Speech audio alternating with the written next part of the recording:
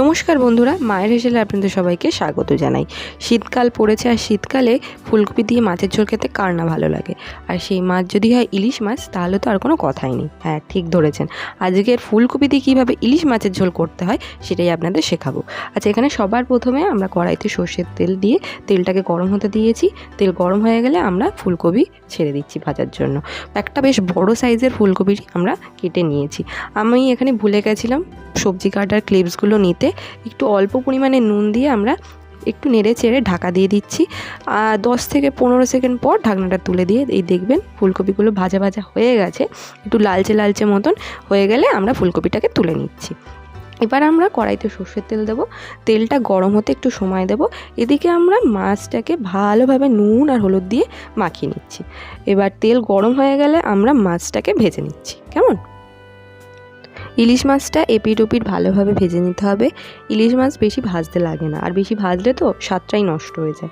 দেখুন মাছটাকে এবার তুলে নেওয়া হচ্ছে। ভাজা হয়ে গেছে, দেখে মনে হচ্ছে খুব, আমার ক্যামেরার জন্য দেখে মনে হচ্ছে খুব কড়া কড়া ভাজা হয়েছে, কিন্তু বিশ্বাস করুন হালকা ভাজা হয়েছে।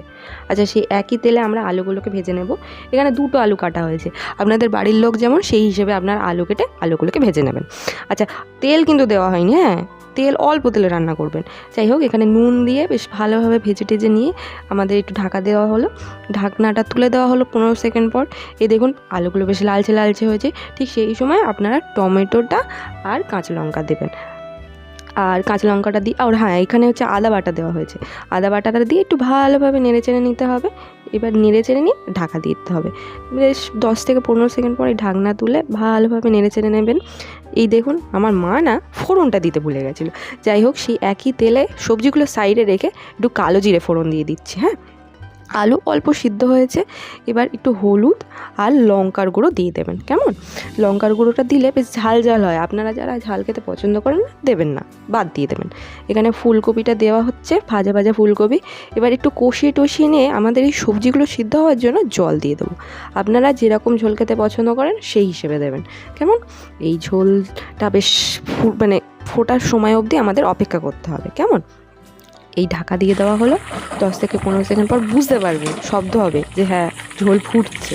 ঠিক সেই সময় আপনারা কি করবেন, মাছগুলো দিয়ে দেবেন। দেখুন আমার মা মাছগুলো দিয়ে দিচ্ছে। মাছগুলো দিয়ে একটু ফুটতে দেওয়ার সময় দিতে হবে। হ্যাঁ, দেখুন বেশ ভালো হয়ে গেছে।